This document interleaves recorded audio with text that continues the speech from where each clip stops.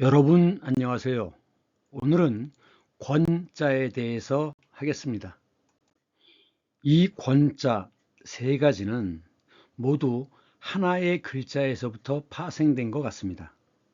지금 이 아래 모습은 두루마리 화장지처럼 이렇게 둘둘 말려 있는 모습이죠. 사람의 몸을 구부리고 있는 모습입니다. 그래서 이것은 말다라는 뜻이죠. 이것은 칼도가 들어가 있습니다. 이것은 손수가 들어가 있습니다. 최초의 기록, 문서는 이 문서를 모은 것이 책이죠. 이것은 중국은 대나무를 얇게 잘라 가지고 죽간이라고 하는데 거기에다 글자를 썼습니다. 그런 다음에 이것을 가로로 줄을 묶어요. 그런 다음에 둘둘 말았습니다. 그래서 이것이 두루마리 권자입니다. 이집트는 어떻게 했느냐?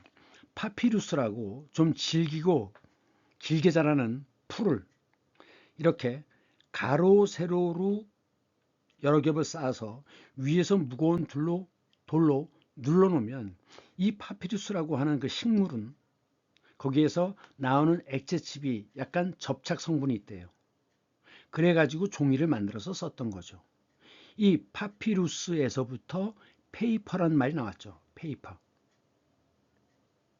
그런데 중국에서는 이것이 이 죽간이 벼와 나무 껍질을 다져 가지고 종이를 만들어서 썼습니다. 그래서 최초로 종이를 발명한 것은 중국이죠. 그 영향을 받아서 한국에서도 주로 당나무로 종이를 만들었는데 이렇게 만든 종이를 우리는 한지라고 얘기합니다. 굉장히 두껍고 마모에 잘 견디죠. 그래서 한국의 그 옛 기록들은 오래오래 남아있는 겁니다. 그래서 이 중국도 그렇고 이집트 파피루스도 그렇고 다 보관할 때는 이렇게 둘둘 말아서 보관했어요. 그런데 이 이집트의 파피루스가 나중에 그 생산량이 부족하니까 이집트는 파피루스의 수출을 금지시켰습니다. 그래서 그거에 대한 방법으로 유럽에서는 양피지를 만들었죠. 양피지. 양의 가죽을 벗겨가지고 이렇게 땡겨서 말리는 거예요. 그래서 여기에 글을 썼습니다.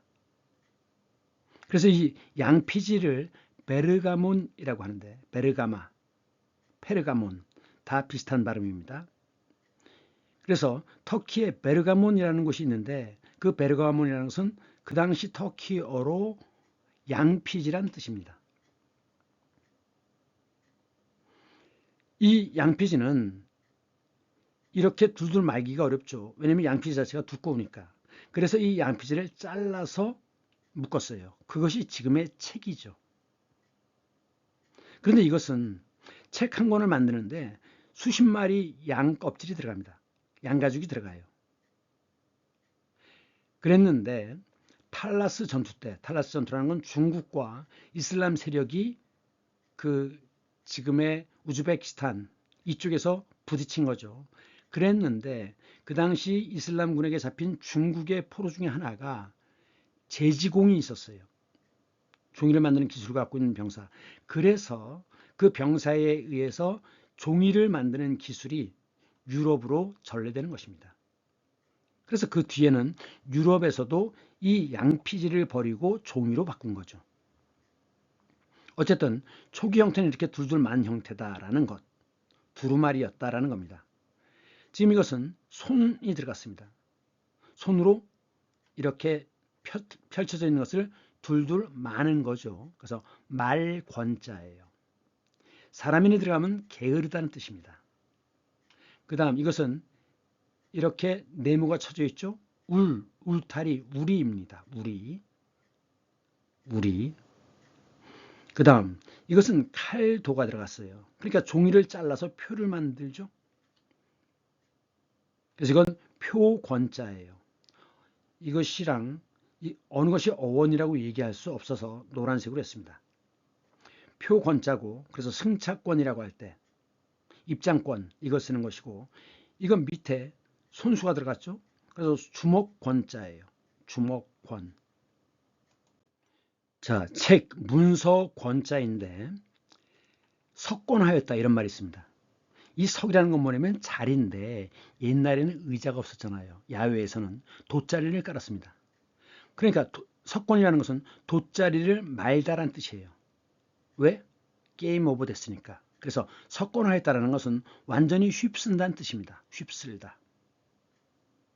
그 다음에 압권이라는 말이 있어요. 옛날에 과거 시험에서 시험이 끝나면 심사관들이 있죠. 그래갖고 제일 잘 쓴 글, 뛰어난 답안지, 이런 사람을 장원이라고 하죠. 장원으로 뽑힌 답안지를 여러 사람의 그 답안지가 이렇게 쭉 있을 텐데, 장원한 사람들의 답안지를 제일 위에다 올린답니다. 그러면 이 제일 위에 답안지가 밑에를 누르잖아요. 그래서 누르를 앞장서서 압권이다라고 해가지고 가장 뛰어나다라는 뜻으로 씁니다. 그 다음 권토중례라고 하는데, 이렇게도 쓰고 이렇게도 씁니다.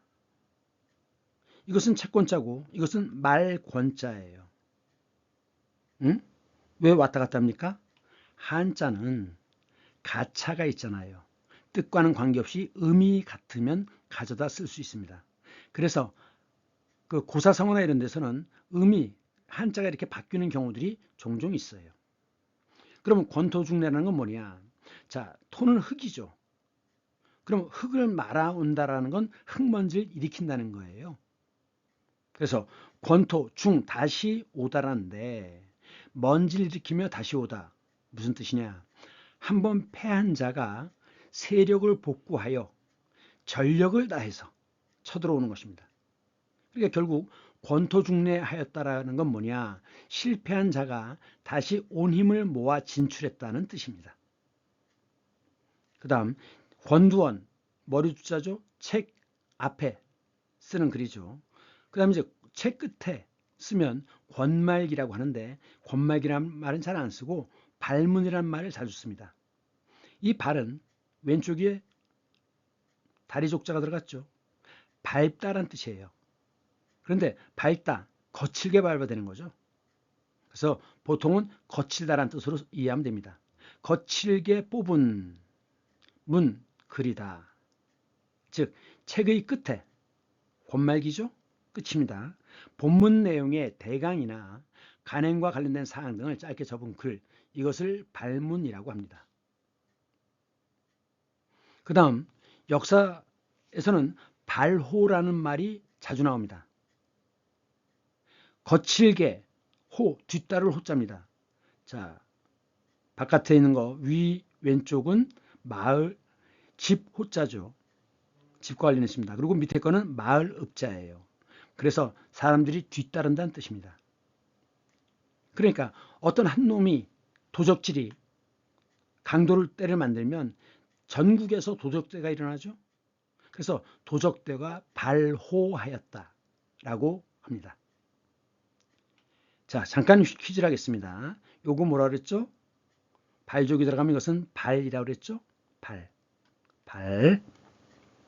자, 여기 들어갔고, 여기 들어갔고, 여기 들어갔어요.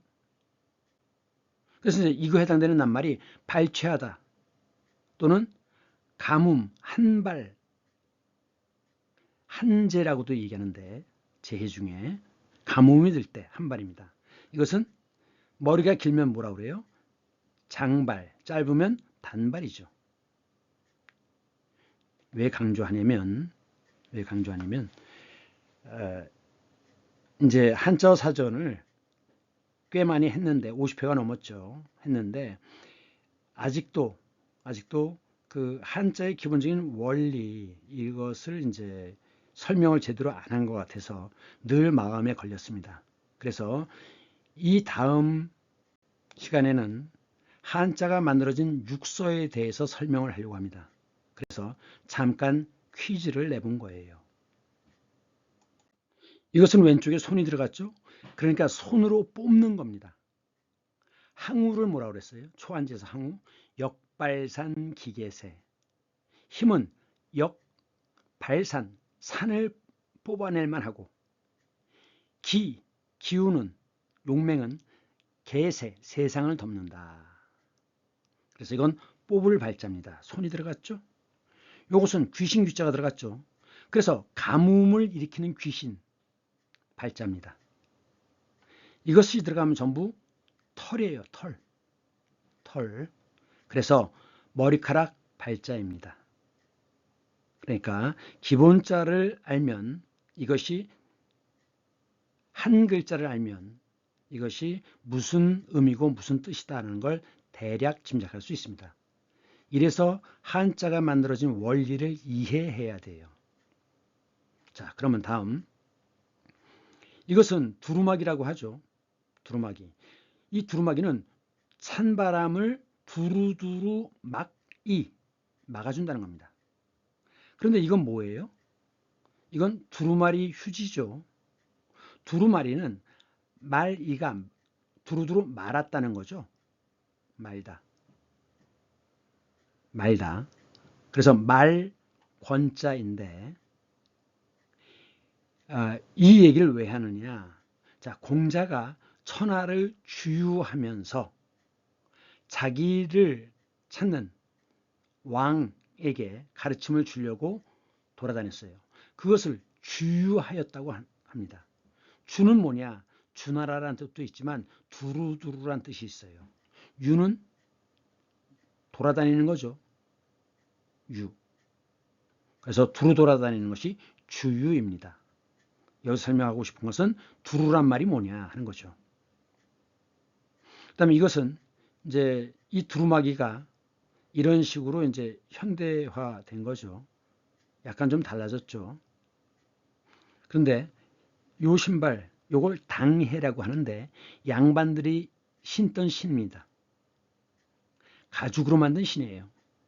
마치 고무신처럼 요 끝에 위가 이렇게 고무코가 나와 있는 그런 신입니다. 그 다음, 이런 담배를 권연이라고 하죠. 한자로 하면은 권연이에요. 말다, 연기를. 그러니까 즉 연기라는 건 담배 아닙니까? 그래서 담배를 마는 겁니다. 그전에는 전부 곰방대에다가 담배를 담아서 피웠죠.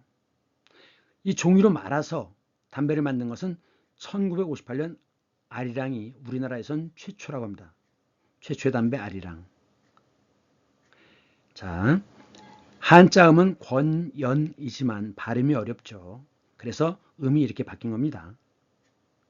그러면서 이렇게 태우는, 씹는 담배가 아니라, 미국 애들은 씹는 담배가 많죠. 그래서 야구 선수들 보면 그 경기 중에도 뭘 질겅질겅 씹잖아요. 그게 담배죠. 씹는 담배인데 그게 아니라 이렇게 빨아들이면 연기가 나면서 타들어가잖아요. 이것을 연초라고 합니다. 연기라고 할 때 쓰는 글자예요. 연기. 자, 권토중래. 지금 흙먼지를 일으키면서 달려오죠. 지금 이것은 중세 폴란드 기사들인데 갑옷을 입고 그 다음에 독수리 날개를 달았어요. 이걸 이제 폴란드에서는 윙드 후사르라고 하는데, 제가 폴란드 말은 몰라서 그렇지만 윙드는 윈드가 아닐까, 바람이라는 거죠. 그래서 이 부대가 다가오면, 이 빠른 속도로 다가올 때 이 독수리 날개와 바람이 부딪히는 소리가, 윙윙 거리는 소리가 엄청 커서 이 바람 소리가 들리면 모두 혼비백산에서 도망갔다고 합니다. 그래서 역사상 최강의 부대였다 이렇게 얘기하는데, 상당 부분은 과장이 있습니다. 그 다음, 구름들 보이시죠? 자유자재로 변하는 구름 참 신기합니다. 그런데 다음 시간에, 다음 장에서 이 권자를 할 텐데, 이 권자를 하면서, 그때는 우리 권자입니다. 권자를 하면서 이 지구와 관련된 것을 바깥에서부터 안으로 들어가면서 설명을 할 텐데, 한 장으로 하기에는 너무 공간이 좁아서 먼저 이 구름부터 설명을 합니다. 자, 제일 위에 가장 높이 뜨는 구름, 이거 보통 우리가 뭐라고 그래요? 새털구름이라고 하죠. 이 새털구름을 권운이라고 합니다. 새털구름. 그 다음에 그 밑에 층이 권적운이라고 하는데, 적은 쌓을 적자입니다. 그런데 이런 것들, 이렇게 물결이나 비늘 모양으로 된 것이 권적운이라고 해요. 고등학교 지학 시간에 좀 더 자세히 배우시기 바랍니다. 그 다음에 권층은, 층은 1층, 2층, 3층, 층을 이루고 있다는 거죠. 그래서 이게 권충, 층운 같아요. 이렇게 층을 약간 이루고 있는. 그리고 고적운인데 적 역시 쌓일 적자입니다. 높게 이렇게 쌓이는 양떼구름이라고 얘기하는 거. 그리고 고층운이라고 하는 것은 이렇게 장막처럼 이렇게 좀 이렇게 늘어 있는 것이라고 합니다. 어쨌든 이런 것들은 다 지금 높은 곳에 있는 것들인데, 중층운이 있고 그다음에 하층운이 있습니다. 왜 하층운이 중요합니까? 바로 비바람을 부르는 곳이니까. 지금 여기가 높이가 1, 2km 정도의 높이라는 거죠. 그래서 여기에는 이제 적운이 있고 구름이 쌓였다, 이렇게 쌓여 있는 거죠. 뭉게구름. 근데 그 아랫부분은 비가 내린다는 겁니다. 그래서 밑에서는 난리 요동을 치는 거죠. 그래서 이것을 정난운이라고 한다고 합니다. 그 다음에 이제 사람인이 들어가면 이것은 사람이 게으른 거죠. 그래서 이제 어느 정도 부부가 살다 보면 권태기가 온다고 그래요. 자, 또 이제 육설을 설명할 테니까 맛배기를 먼저 좀 하겠습니다. 이게 기본자예요. 별태자입니다. 그래서 이거는 남자 아이들 이름에 많이 써요. 뭐 병태 할 때 그 태자죠. 근데 왼쪽에 고기육이 들어갔거든요. 그럼 몸과 관련 있죠. 그래서 에벨태자입니다. 태아라고 할 때. 뱃속에 있는 아이죠. 그 다음에 이것은 마음심이 들어갔죠. 사람인이나 마음심 들어가면 사람이 게으른 거죠. 위에 풀초가 들어갔어요. 이것은 이끼입니다. 그래서 김을 뭐라고 그래요? 바다의 이끼이기 때문에 해태라고 합니다. 왼쪽에 죽을사가 들어갔어요. 그래서 이것은 죽음과 관련이 있습니다. 그래서 위태할 태자예요. 위태하다, 한자로 이렇게 쓰죠.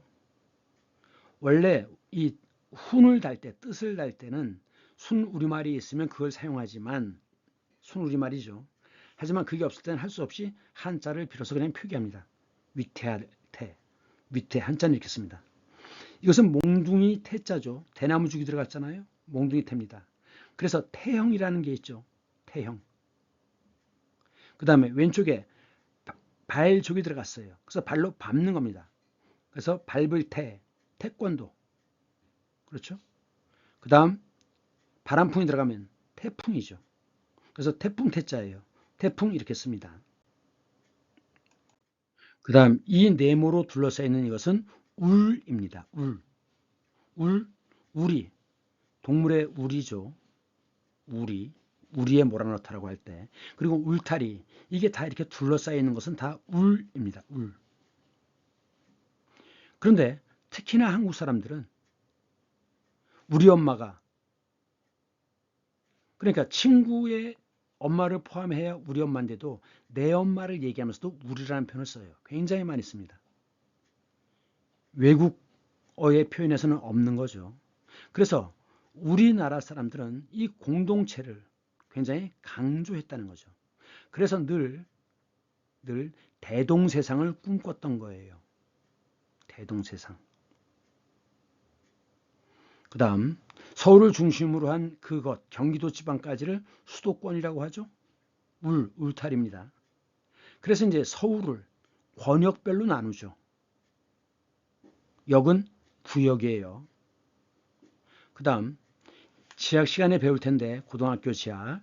자, 우선 그럼 지구를 둘러싸고 있는 이 바깥쪽부터 봅시다. 그럼 여기는 대기잖아요. 그리고 이렇게 내려오면 일단 바다가 있고 물이 있죠. 그리고 그 밑은 바위가 있죠. 지각이 있습니다. 그래서 이 대기부터 먼저 설명할 텐데, 우선 이 대기라고 하는 것은 공기가 조금이라도 있으면 그건 다 대기권입니다. 그럼 어디까지? 대략 10kg까지는 공기가 희박 하나마 좀 있답니다. 그런데 여긴 뭐냐? 여긴 아무것도 없다는 거죠. 공기가 전혀 없는 곳. 그래서 이것을 외기권이라고 한대요. 그러면 이제 그 이하가 10km부터는 이제 10km부터는 대기권에 들어가는데, 자, 여기 지금 10km라고 써 있죠? 그 위는 외기권이고, 이 바깥으로 나가면 외기권이고, 이제 조금씩 공기가 있는 겁니다. 제일 위쪽이 뭐냐? 열권입니다. 태양으로부터 계속 열을 흡수하는. 그렇기 때문에, 자, 공기는 어떻게 됩니까? 공기는 차가운 것이 무거워서 아래에 있고, 뜨거운 것이 위로 올라가야죠.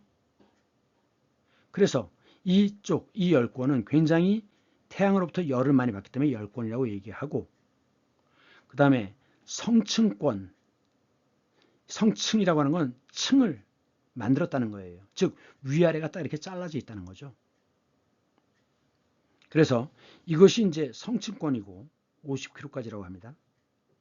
그리고 이제 이 중간에 이것이 중간권이라고 얘기를 해요. 그런데 이 성층권 아래는 대류권이 있죠. 왜냐? 자, 이쪽에서는 위로 올라갈수록 열이 많습니다. 열은 위로 올라가야 되잖아요. 그런데 이 대류권에서는 복사열 때문에 오히려 계속 땅에서 햇빛을 받아가지고 오히려 아래쪽이 더 온도가 높습니다. 그러니까 아래는 온도가 높고 위는 차가우니까 어떻게 해야 돼요? 대류가 일어나야죠. 대류가. 이렇게 도는 것이 대류죠. 대류. 이 대류권이 만들어진 이유는 바로 태양의 복사열 때문입니다. 그래서 아래가 온도가 높고 위로 올라갈수록, 자, 100m 올라갈 때마다 0.5도씩 낮아지죠. 에베레스트 산 이 꼭대기는 늘 얼음으로 덮여 있잖아요. 비행기는 이 높이고, 비행기는 보통 10km 위아래로 날아다닙니다. 그래서 아래가 온도가 높고 위는 차기 때문에 뭐가 일어난다고요? 대류가 일어나야죠. 대류가. 이렇게 아래가 지표면이 따뜻하기 때문에 이렇게 상승기류가 만들어져서 계속 도는 겁니다.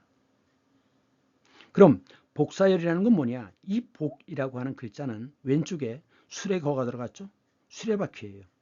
즉 수레바퀴 어떻게 생겼습니까? 수레바퀴에 살이 있잖아요. 살. 그래서 복사라는 건 뭐냐면 이렇게 들어와서 열을 데워주고 땅을 데워주고 나가는 이것이 복사입니다. 수레바퀴를 쏘다 이런 뜻이에요. 그런데 이제 그 대류 현상을 이루는 것 중에 라디에이터가 있죠. 뜨거운 것이 있고 위가 차면 계속 열이 방출되면서 대류 현상이 일어나서 방 안 전체가 따뜻해지는 것 아닙니까? 그래서 이 대류 현상을 이용한 원리들이 굉장히 많습니다. 그 다음은 대기권 아래, 물론 지표면도 있지만 바다가 있죠. 수권이 있습니다. 수권. 그래서 이제 물의 분포도를 보면 해안과 호수, 하천에 있는 물이 이 해안과 호수와 하천, 해양은 작은 바다가 해고 큰 바다가 양입니다. 5대양 6대주, 큰 바다죠. 전체 지표면의 70%를 이 물이 덮고 있다고 합니다. 그런데 물도 역시 따뜻해지고 차가워지잖아요. 그래서 차가운 곳과 따뜻한 것 사이에 대류 현상이 일어나죠. 그래서 생기는 것이 조류죠. 조류. 물론 바람과의 마찰로 인해서 생기기도 하지만 근본적으로는 온도 차이, 더 정확히 얘기하면 소금의 농도 차이라고 합니다. 그것 때문에 대류 현상이 일어난다는 거죠. 그러면 이제 물은 담수가 있고 염수가 있죠. 담은 옅을 담자입니다. 염은 소금 염자예요. 그러니까 광물질들이 별로 녹아있지 않은 물들을 담수라고 합니다. 사람은 이걸 먹어야 되죠. 이거 먹으면 죽어요. 삼투압 현상 때문에. 그래서 바다에서 표류하는 사람들은 절대로 바닷물을 마시면 안 되죠. 삼투압 현상 때문에 곧 탈진돼서 죽습니다. 그래서 이 담수를 단물이라고 하고 염수를 센물이라고 하는데 미술에서 담체화라는 게 있습니다. 색채를 옅게 무슨 말이냐? 붓에다가 그 물감을 찍어서 다시 물에다 한번 찍습니다. 그러면 어떻게 돼요? 옅어지죠? 그래서 그리는 그림, 이것이 담체화입니다. 그 다음에 암권이 있죠. 암은 바위 암자입니다. 그럼 제일 바깥에 이걸 뭐라고 그래요? 지각이라고 하죠. 각은 껍질 각자입니다. 땅 껍질. 실제로 이 땅 껍질은 지구 전체로 보면 굉장히 얇아요. 생각해 보세요. 가장 두껍다는 에베레스트산 8km밖에 안 되잖아요. 그런데 지구의 직경은 6,370인가요? 6,480인가요? 하여간 엄청납니다. 그래서 지각의 두께는 이 전체 지구로 본다면 별거 아닌 거죠. 그럼 지각 밑에는 뭐가 있느냐? 멘틀. 이게 이렇게 흐르죠. 이 외핵이 뜨겁기 때문에 외핵의 열을 받으면 이렇게 올라오죠. 열을 받아서 이렇게 멘틀이 이동합니다. 이런 대류 현상이 일어나요. 그래서 이제 하나는 이쪽으로 가고 하나는 이쪽으로 가니까 뭐가 일어나요? 양쪽 땅이 찢어지죠. 그래서 지구대가 형성됩니다. 그런데 여기는 또 이쪽에서는 이렇게 올라와서 이쪽 올라온 거랑 만나서 다시 내려가잖아요. 그럼 이쪽은 양쪽에서 밀잖아요. 그래서 그걸 횡압력이라고 하는데 가로에서 밀어준다. 그래서 횡압력인데 횡압력이 되면 이 지각이 어떻게 되겠어요? 쭈글쭈글해지죠. 그래갖고 높은 산이 형성되는 겁니다. 네. 그 다음에 요것이 외핵이고 요것이 내핵인데 지구는 계속 자전하잖아요. 그러면 무거운 물체가 어디에 있겠어요? 가장 안쪽에 있겠죠. 바깥쪽은 가벼운 물체가. 그래서 가장 무거운 물질이 들어있는 곳이 바로 이 내핵 부분입니다. 자, 이것은 칼로 종이를 잘라서 만든 표라고 그랬죠. 그래서 승차권, 요즘은 다 카드로 하죠. 그 다음에 이제 경마장에서 막권이라는 게 있어요. 막권. 그 다음에 권번이라는 게 있습니다. 일제강점기에 기생조합을 권번이라고 했는데 일본은 공창제도죠. 이 창녀들을 공식적으로 인정하면서 창녀들에게 세금도 받아요. 근데 우리나라는 이 창녀 제도가 법적으로 인정되지 않죠. 그러다 보니까 우리나라는 사창이 있는 겁니다. 사창가. 그 다음 권의라는 게 있는데 이것은 옷감을 재단하지 않고 마르지 않고 옷감 그대로 두르는 형태의 옷을 권의라고 합니다. 어떤 게 있느냐? 로마의 토가, 인도의 사리, 말레이의 사롱 같은 것이 있습니다. 자, 이 그림을 보시면 지금 길게 된 천 하나를 그냥 온몸에 이리저리 감았죠. 그러다 보니까 어떻게 돼요? 바느질 일이 없으니까 이렇게 늘어지는 부분들이 생깁니다. 이렇게. 이렇게. 지금 이것은 옥타비아누스, 이제 로마 초대 황제가 되죠. 그래서 이제 존엄한 자라는 뜻의 아우구스투스라는 칭호를 받는데, 그런데 지금 이 아우구스투스가 지금 갑옷을 입었잖아요. 근데 이건 뭐예요? 로마 사람들은 이렇게 토가를 입어야 한다라는 상징으로 그래야지만 로마 사람이다. 그래가지고 지금 토가를 이렇게 두들 말아서 허리춤에 지금 이렇게 잡고 있는 겁니다. 그 다음 그리스 조각과 로마 조각의 차이. 그리스 조각은 인간의 신체에 대한 완벽한 이해를 했기 때문에 몸의 균형을 잘 잡아서 조각을 만들어요. 그런데 로마는 수준이 떨어져 가지고 이렇게 넘어질까봐 이렇게 지지대를 옆에다 붙입니다. 그러면서 여기다 지지대가 안 보이도록 뭔가 이렇게 또 조각을 해놓는 거죠. 이런 지지대가 있으면 이건 로마 조각상이구나. 없으면 그리스 거구나. 이렇게 구분하죠. 그런데 자, 여기 이렇게 늘어진 선을 보세요. 이 선을 보면 무엇이 연상되죠? 이런 선 불상이죠. 알렉산더를 따라서 이 그리스 사람들이 지금의 그 인더스강 북쪽까지 올라옵니다.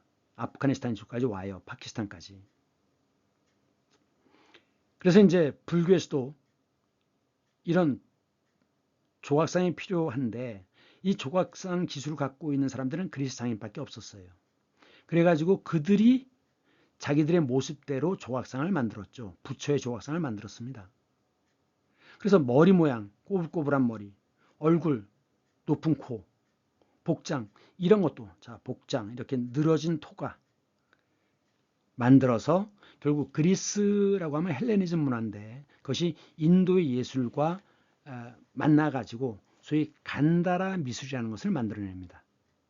그래서 이 불상을 보면 헬레니즘 문화와 합치된 간다라 미술을 볼 수 있어요.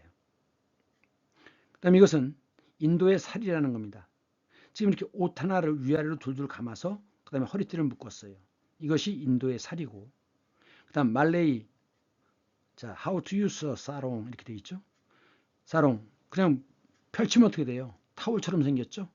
그걸 허리띠에 두를 수도 있고 머리에 두를 수도 있고 그다음에 비키니 위에 기모노처럼 입을 수도 있고 뭐 종류가 다양하다는 거죠. 그래서 결국 사롱이라는 건 뭐예요? 한 개의 천이다. 그 얘기를 하는 겁니다. 그 다음 손수가 들어갔으니까 주먹권자입니다. 그래서 주먹으로 싸우는 게 권투죠. 그런데 주먹이 강철로 돼 있어요. 그래서 아주 단단한 주먹을 철권이라고 하는데 철권 통치란 말도 있습니다. 조금도 반대나 이의를 허락하지 않아요. 강압적으로 하는 통치. 이것을 철권 통치라고 하죠. 그 다음에 이런 총을 뭐라고 합니까? 권총이라고 하죠. 왜? 손에 쥐니까. 주먹에 쥐고 쏘는 거니까. 그런데 이런 총은 권총이 아니잖아요. 근데 이런 총도 소총이라고 그래요. 아니 권총보다 훨씬 큰데? 어릴 때 저도 늘 이게 궁금했습니다. 아니 이렇게 큰데 왜 소총이야? 화력이 작기 때문에 작을 소자를 쓰는 겁니다. 대포나 이런 거에 비해서 화력이 매우 낮죠. 기관총에 비해서. 그래서 화력이 낮아서 소총이라고 하는 겁니다. 헷갈리지 마세요. 그래서 M16 이런 것도 다 소총입니다. 개인화기예요. 그 다음에 또 한 가지 군대에서 잘 이해가 안 됐던 거. 군대 가기 전에. 자, 사람들은 2병이 높냐 1병이 높냐 잘 구별을 못해요. 2가 더 많은 거 아니야? 아니죠. 2병은 무엇을 줄임말이에요? 2등병입니다. 1병은 1등병. 그럼 1등이 높아요? 2등이 높아요? 1등이 높죠. 근데 그 1등에 또 어때요? 윗상자 써서 상등병이라고 하죠. 상병. 그리고 이 병사들의 우두머리, 장, 그래서 병장 이렇게 얘기하는 겁니다. 자, 이스탄불에 가시면 꼭 먹어야 될 유명한 음식 세 가지. 요거는 로쿰입니다. 로쿰, 딜라이트라고 하는데 굉장히 달아요. 그러니까 오스만 터키는 굉장히 그 당시에는 부유한 나라였습니다. 온갖 물자와 돈이 이스탄불로 들어왔죠. 그래서 그 귀족들은 굉장히 호사스러운 생활을 했습니다. 그러니까 마구 먹어대요. 이 서양 음식에서 정식 코스가 있잖아요. 처음에 이제 에피타이저가 들어오고 메인이 들어오고 그다음에 후식이 이런 것이 바로 터키에서 만들어진 절차라고 합니다. 그러니까 워낙 많이 먹어야 되니까 그럼 어떻게 돼요? 소화가 안 되죠? 그럼 그럴 때 어떡합니까? 단 걸 먹으면 소화가 잘 돼요. 그래서 이 로쿰은 엄청나게 답니다. 단 걸 먹으면 소화가 돼요. 그래서 할아버지 할머니들 위가 약하신 분들은 식사한 다음에 뭐 사이다나 아니면 사탕 하나를 드시죠. 단 것이 소화를 촉진합니다. 그 다음 이것은 고등어 케밥인데 이 고등어 반쪽 보입니까? 그것을 빵 사이에 넣어서 고등어를 구워서 숯불에 구워가지고 빵 사이에 넣어서 먹습니다. 그래서 갓 잡은 신선한 고등어이기 때문에 전혀 비리지가 않아요. 이스탄불에서는 당연히 한 번쯤은 먹어봐야 됩니다. 고등어 케밥입니다. 이것은 오르타퀘이에서 유명한 쿰피르라고 하는 건데, 쿰피르. 이 감자가 엄청나게 커요. 엄청나게 큰 감자를 오븐에 구운 다음에 가운데를 잘라서 버터를 넣고 그 다음에 갖가지 토핑을 넣어서 먹어요. 자, 양송이, 양송이 보이죠? 올리브, 이런 거 저런 거, 햄, 이런 거 집어넣은 다음에 위에 또 마요네즈 비슷한 걸 뿌리고 또 케찹을 뿌립니다. 요건 케찹입니다. 그래서 감자가 워낙 커서 여자들은 두 명이 나눠 먹어도 돼요. 이것이 쿰피르입니다. 이스탄불에 가시면 꼭 드셔보세요. 자, 아까 말씀드린 대로 다음 회에는 한자가 만들어진 원리, 육서에 대해서 두 번에 걸쳐 설명하겠습니다. 다음 주에 다시 만나요. 안녕.